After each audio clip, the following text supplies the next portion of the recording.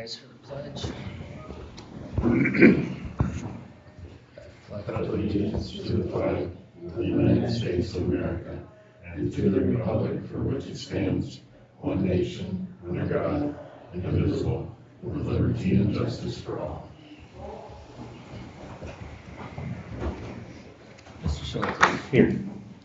Mr. Vanderhook. Here. Mr. Lord. Here. Mr. Edwards. Here. Any additions to today's agenda? I don't have an addition, but I do have a correction. The approved appointments, Brandon Bruxford is really Braden Bruxford. So that correction just to that name there. Should be Braden.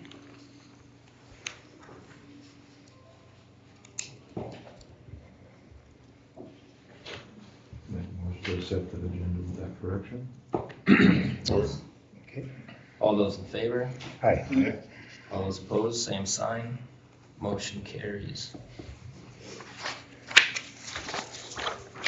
Any corrections to the October 1st, 2024 minutes? I didn't see anything.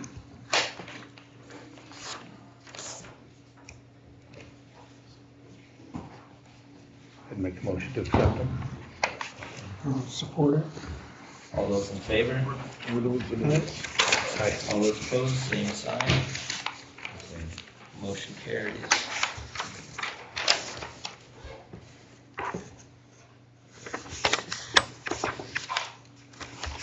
Do you want us to do these one at a time?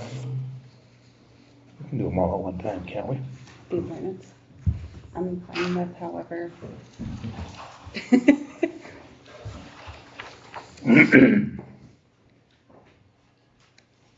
Take a motion to approve the appointments for Shane Ellis as deputy jailer, Austin Butler as deputy jailer, Robert Nye as equipment operator, and Brandon Bruxford as equipment operator. Braden. Braden. Yes. I'll make that motion to approve them. Support. All those in favor? Aye. All those opposed, same sign. Motion carries. We need to wait for you to catch up. I think I'm there. Thank you, Bob. I haven't gone red yet. Discuss disaster recovery funds. So for our community foundation fund that was set up prior to the flooding, we have $2,298.40 that we can spend. I'm looking for guidance on how we would like to spend those funds. I've already spoken to Dan, and there's no group that really jumps out as in need of the funds. So it's sitting there, but I'm looking for a group that would be deserving. Oh, what's that dollar amount again? $2,298.40.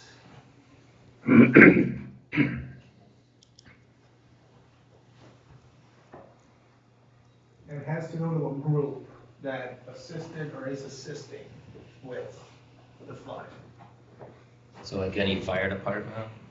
I can verify the fire department, but reading through everything, it looks like that would be eligible. Anybody reach out to like the city of Ashton or the fire? They had a lot of Ashton, May City, I think, had the issues. Yeah, Ashton, May City, yeah. They had the worst. worst. Yeah. Could you split it between the two? Well, it's gotta be a group. I don't know who. Can it go to the city? No, But could you split it between the two fire departments? I can check on that and, let you all know if that's a good, kosher, then we can, look for a vote at the next meeting, once I get that Okay. information.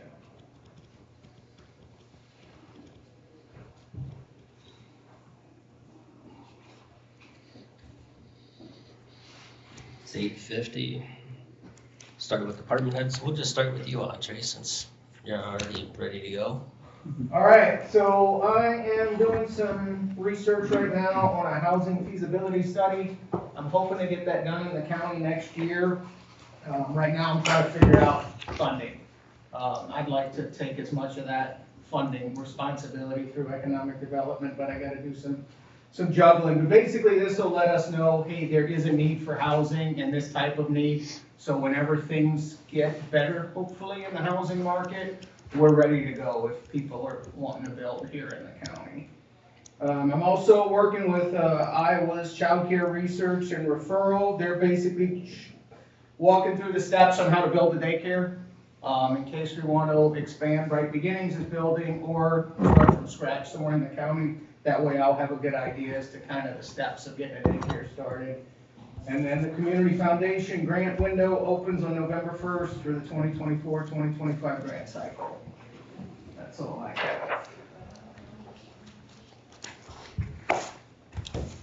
Just trying to get some applicants, and so we can start the hiring process again, but there are literally no applicants. We had our last testing in September. There were 28 applicants, 9 showed up to take the test, 1 passed. And so he got hired already. When we tested back in May, there were 5 that passed. Those 5 all got hired. 4 of them have resigned already. So, and between all the openings, we have at least 10 openings in our area. So right now, it's not looking very favorable for hiring anybody right now. Unless somebody just happens to fall into our laps, but it's pretty shallow pool. Is it just money, Kevin, or is it just not what they expect, or what? I think those 4 that resigned, it had nothing to do with money. I think it had to do with the type of work and the hours and everything like that, so I just realized it wasn't for them. Sure you're not just being mean?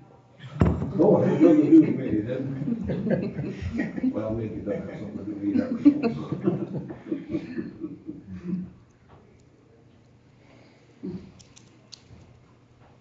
We are still out maintaining parks and campgrounds. The mowing has slowed down considerably due to the lack of rain. I don't know if anybody has realized that. If you guys we could use a shot. The campgrounds, though, are still busy with the nice weather. Both Hawkeye Point and Willow Creek have both been pretty busy. As far as the Willow Creek project, the cabin is framed and sheeted. I think it took the crew that came out to do it all of about 2.5 days to get her off the ground. Since then, we have put the roof on, the doors and the windows are in, and we have started working on siding. So we're hoping to start moving trees into the campground next week. That would be the aforementioned rain would be helpful for that. So that's about it. The flooding update, we're still meeting with FEMA on a weekly basis. They're starting to become short-staffed with all the other hurricanes that are going on, so we still have not actually had our field inspection with them. We do have all of our damage turned into them in terms of moving forward, but not quantify the exact amounts. They have the list. Of all of our bridges, we have 160 bridges, 27 of them had scour issues that we're going to be turning into FEMA, mostly adding more riprap and things like that. And then there are the 4 locations that are significantly damaged that have remained closed. 2 of them are culvert replacements, 2 of them are bridges. The one bridge that had the major scour west of the one from Poet, there's the Poet Bridge that was taken out, and there was one downstream that had a lot of scour. We're going to be able to get that one fixed before winter, but the other 3 are going to remain through the season. On the paving project on A34, the widening part is complete, the milling, and they have got the base course paving going, so they'll be moving into surface course and striping after that. They're also working on the milling and up in the L32 northwest of town. And then once they're done with that, they will move on to A22 here in town, which will also involve widening with shoulder rumble strips. It's only a 2-foot widening, but it's a safety edge. The truck shop, the punch list has been delayed because they were waiting on fire inspection from fire marshal on the sprinkler systems. That's actually being done today, the final part of that, so hopefully we can get the punch list done and get into that shop in the next week or two.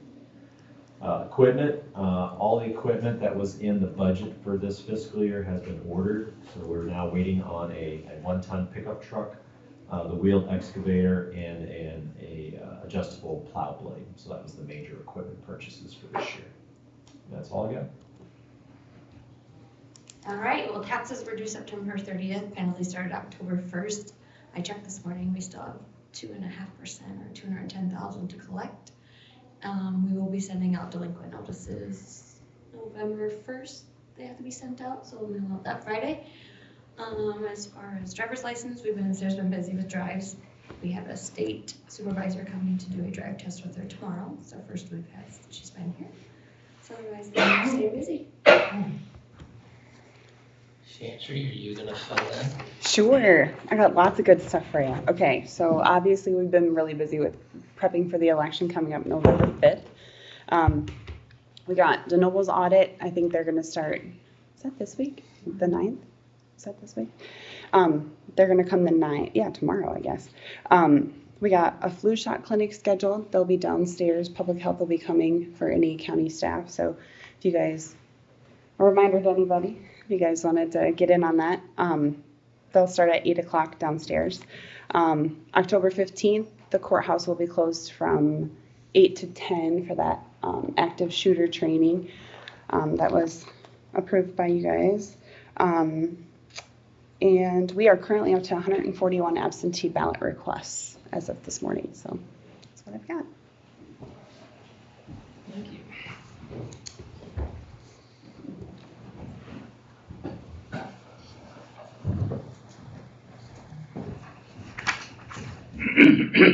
Discuss the process of removing the former Harris TIF taxi district from the state levying authority reports. That's you? Or no? Kind of. Like you guys, I think Rochelle shared with you the correspondence we've had with Jenna with Ehlers and Cooney. When we got our ruling about the Harris TIF, the funds that were held in there, the state had told us that those needed to be apportioned back to the taxing districts or whatever. So, but I asked both our solutions and the state how we needed to go about getting it removed from each of the systems. And they both said you put it to Finn with a resolution, you have to take it back out with a resolution. So we needed to pass a resolution of some sort to say that we're dissolving this TIF, but the state said that it has to go over 2 years. So the 1 year, you'll take out the funds because you apportion them back, and then the next year after it's been zeroed, then you can dissolve it. So last year, I think it was, those dollars went back to the levy authorities as we were told to by the state. And then this year would be the year that we needed to take it off the system. So I had sent a message and I said, okay, I'm to the point where I needed to take it off both of our, otherwise it's fine out there. You just have to certify it every year as $0, which is what we've been doing since we went through that litigation or whatever. So now we're to the point that everything's been taken care of with it. We just need to remove it from the state site and also our system. So I had sent a message out on our base camp to auditors to see if anybody had a sample resolution we could go off of for dissolving a TIF, and I didn't have any response. So then I reached out to Jenna, and she came back with, I think you guys have the correspondence back and forth. She's saying that there's maybe a little bit more that needs to be done. There might need to be a resolution and an ordinance, and she suggested we reach out to whoever had worked with us back in the day for this TIF, which was was he with Dorsey and Whitney, or was That's the insurance company attorney with Steve, and he's not gonna do that kind of work for that. So that's where we're kind of at, and we didn't know if we should move any further forward with Jenna, because she kind of sounded like we needed to go back to whoever had done it, so I didn't know if she was so willing, but That bridge is burned. yeah.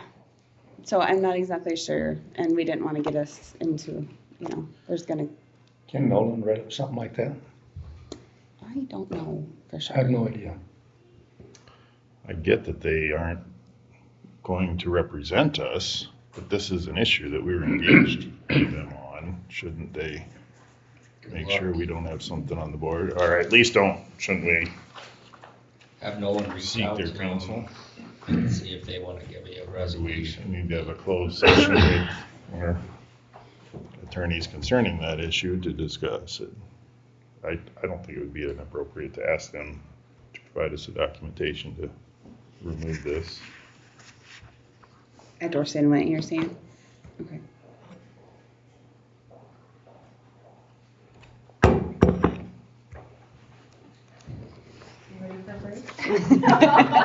Maybe they want you in here, maybe they want to get rid of me. Well, we are talking about the Harris story right now, Oh. so that's where we are. Okay.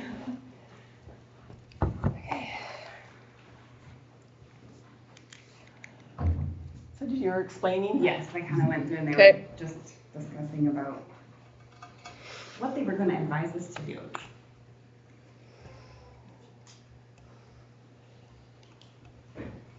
Well, who could reach out to Dorsey and Whitney? Nolan?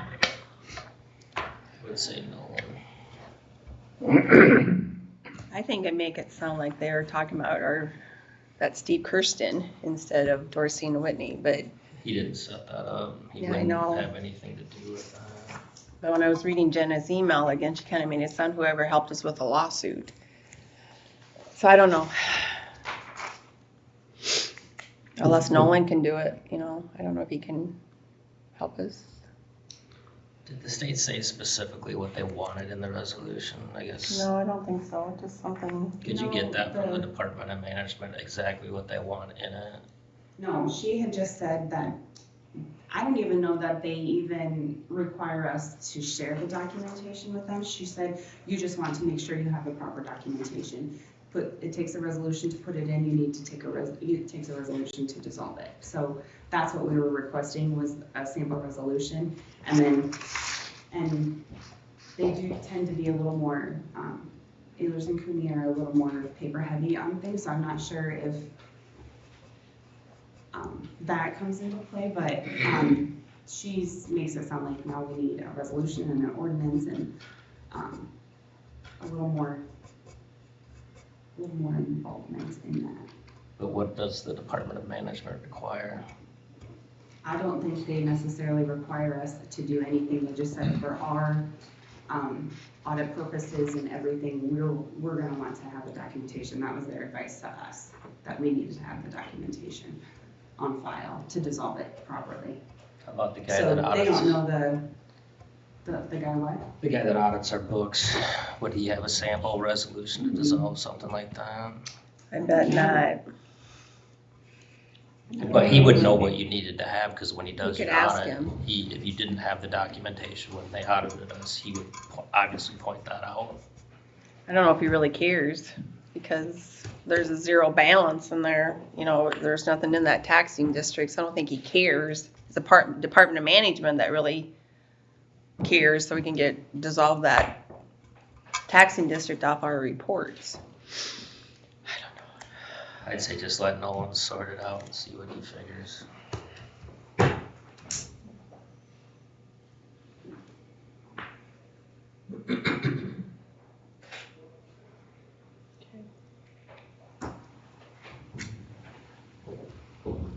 Anything further on that?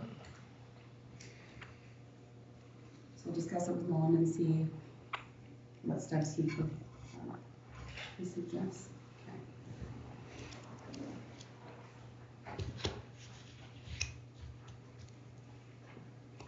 Anybody else? Alright.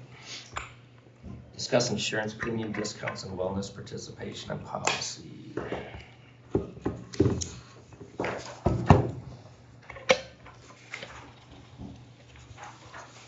Forward to you the conversation or some of the info I got from Jack. I think annually we have always made it, but the middle to end of October, it's not looking like we'll probably get the discounts we've long enjoyed and are available. So, as has been stated before, I think some sort of policy change needs to be in place that those employees that use the insurance and reap the benefit of the taxpayers' covering significant portions of insurance coverage for them, but choose to not participate in the wellness programs that attain discounts, I think there needs to be some sort of incentive or policy approach to send, I don't know, benefit those that do participate, I guess, or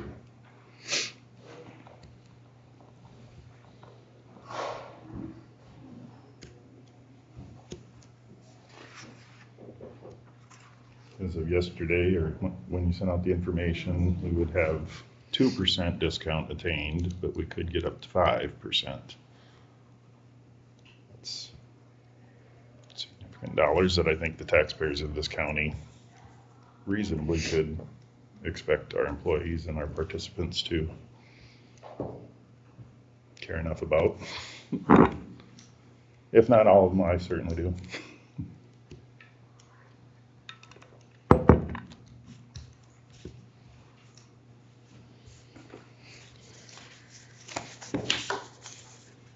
I guess I don't understand why they don't do it. Jeez, it's for nothing.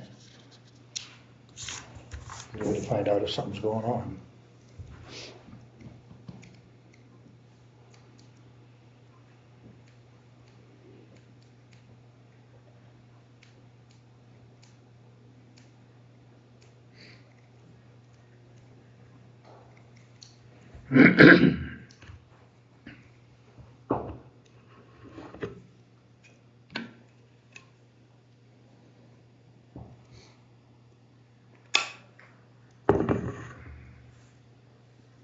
So can you add that language in or no? Jack provided this. I'm trusting his guidance that it would be the appropriate approach to do it. My initial thought would be it would affect the county's premium participation, because then it's tax deductible or pre-tax cost to the employee that it would affect. He provided this fee, monthly non-participation fee language.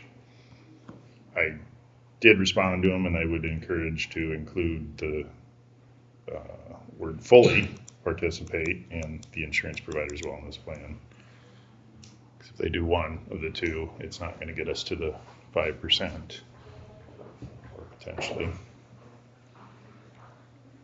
Can you make something like that retroactive though?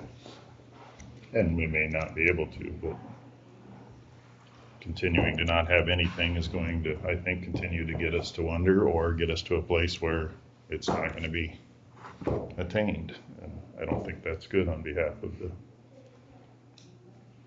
taxpayers of our county. Did Jack say, can we start it like in January, or do we have to go through another cycle to let the employees know that if they don't participate, they have to pay this $10 fee, or? He did not. He's available by phone if we want to call him. I don't want to answer questions on his behalf. I think the most appropriate would be to put it in place, to know that it would be for not the upcoming year, but the following year. I personally think we would have the authority to change it. We've encouraged, we've asked, we've pleaded, Chantry's consistently put it before them. A policy change along the lines of what's been trying to be accomplished, I don't think would be completely unreasonable. I could see where it would be unwelcome or not liked, but I don't have a strong feeling or thought one way or the other. I could support either way. I would just hate to see us lose a 5% discount for 1 year without having some sort of shown the public that we're doing something to, or we did something to. Is that a motion, Jason? I don't know what the board supports, so I don't know. Well, I mean, I can't say that I could make a motion. I'm not interested in multiple motions with various options.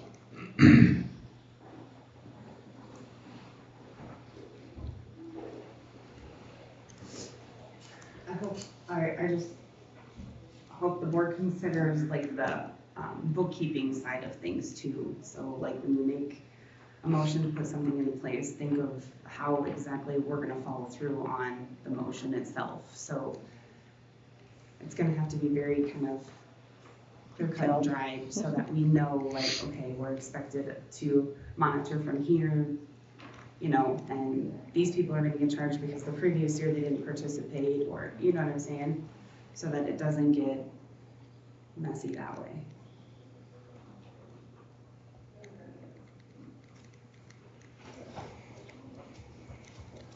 And I don't work on that side of it enough. Right. Is that information ISAC can or will provide to you? I I think I can get access to it because I've done the HIPAA training that they provided. I think for Christy, who takes care of like the payroll side and the deductions and all that kind of stuff, I'm assuming they would want her to take that as well, which is, it's a very simple, and we do it every year, so she could easily attain that. I wouldn't think that would be an issue at all.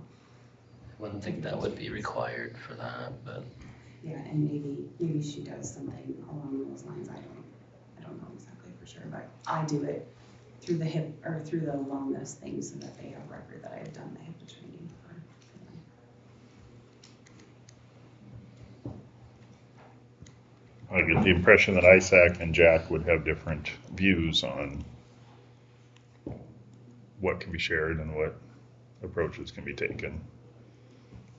Thinking about it now, I wonder if it does too specifically identify individuals by the time you I don't know, we just need to rely on Jack to guide us through that, I guess, but because when ISAC sends out information, they're just saying certain X% of the employees have done it, not which employees. And as soon as we start putting a non-participation fee on employees, we will have identified potential health information, I guess. if you wouldn't have identified those employees, you'd just be sending out a bill, you know, with their withholding or whatever out of their check. Yes, we're just talking non-union, right, employees at this point. My thought is you start with the handbook consideration. He's not opposed to having it as language for initial proposal in negotiations. It would be separately handled.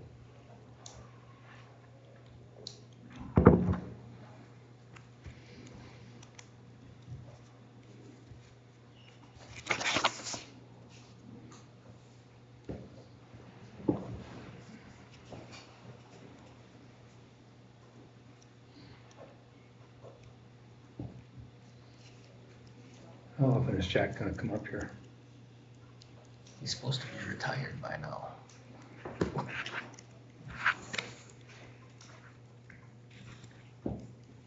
The fee-based structure that he suggested is there, like, you know, the 5% amounts to quite a bit of dollars in savings. So the fee structure, does that, is that something that would fluctuate according to, like, if we only got 2% this year, and then next, or, you know, that way, or that will be like a flat fee across the board type of thing? You know, because obviously insurance premiums are gonna change every year, so, it's most beneficial to get the 5% discount, because it's something super simple, and actually, the staff gets paid to do it through the program. So, I'm not exactly sure. I think despite our best efforts to even, with the extra incentives, that the board had approved us do this year for the program for earlier participation, that didn't even seem to make too much of a difference. So, I'm not sure. I'm not sure what to say about it necessarily, other than the fact that it's, you know, your physicals are typically, it's like an annual physical. A lot of them do it this time of year. So I do think we will have a big influx this year. I'm not exactly sure. In prior years when I've monitored it, we've been further off, or we've been ahead than we are right now. But I'm still hopeful that we'll have our number of people come through and we have till the end of this month yet, so. Well, like mine didn't even show up and I had mine done, you know. There's another one too. That's like We don't know if there's It more should out be there. reflected Yeah. Today though, so, I know there was, according to the number she sent out yesterday, when I factored it, we needed like 14 more people to at least complete their fax form and to get to our 5%. And I checked on 2 of them and they were completed, they just hadn't reflected to the report yet, so. But there might be others too that I don't know. So, but I mean, I understand what you're getting at here. If you don't have something in place, you can't enforce anything. But so I think it's a fine conversation to have and establish some grounds or whatever for that. Just the best way to do it, not exactly for sure. Why don't we see if we make it or not, then go from there? I think it would be interesting to see if there's something we could do like earlier in the year to, I don't know what it would be, because we brainstormed and we tried to get that earlier participation by like August 1st, just because of the incentives that we had requested, a wellness committee had requested and you guys approved. So we went ahead and we did those incentives and stuff, which they won't get until the program's over, of course, but I'm not sure which other ways we can think to get that early participation. But like you said, it's simple requirements and they actually get paid to do it and it's 100% covered by the insurance. I mean, it's a good program to have. It's a good program to be part of, so.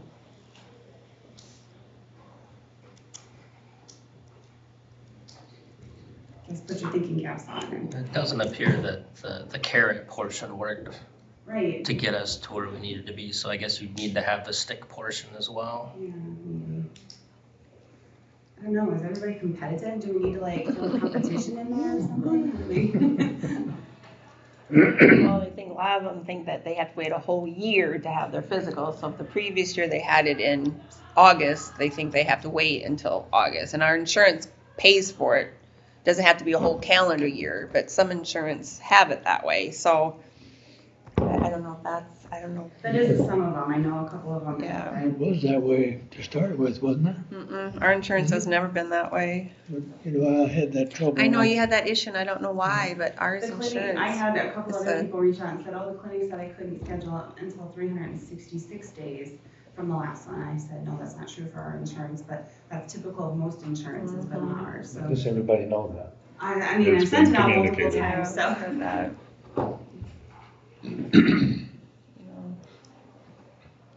I don't know what the answer Whether we is. attain it or not this year, I think something speaking to the issue should be in place, but.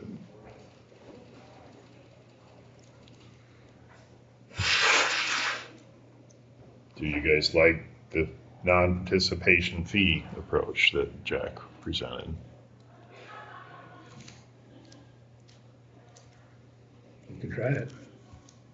Would you want to do it, put it in place immediately? If they didn't do it this year, it affects them next year, or do we notify them for next year that it's expectation and it puts in place the following year? I'd say for next year. So it goes into effect immediately and they really didn't have notice of this potentially affecting them by the end of October.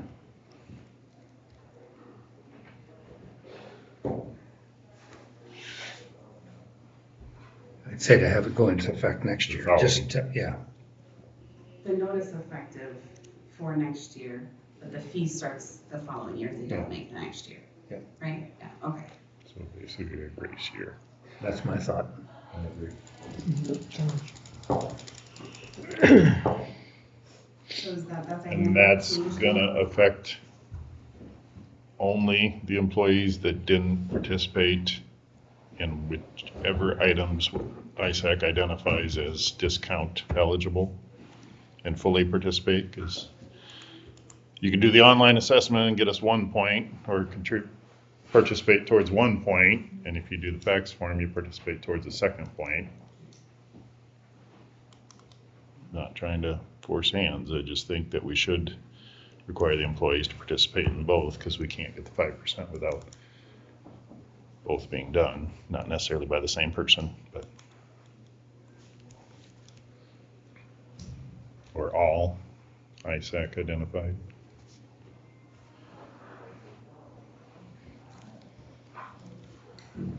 Would it be all right to continue to work with Jack to kind of perfect language with those items addressed and maybe tweak things so Chantry doesn't have a major headache in implementing it?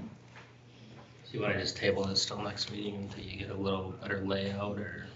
Yeah, minutes can just reflect further work will be done on language to be considered. Or if you want to formally table it, that's fine.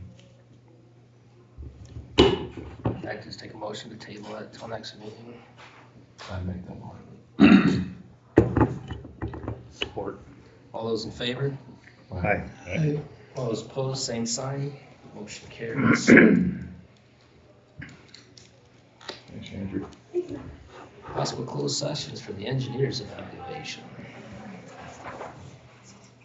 I prefer a closed session, yes. I'll make a motion to go into closed session. Go ahead. Not engineer evaluations, we're suit and tie, we can't do this. I think one of the first meetings you had a tie on. Well, I think I was getting my picture taken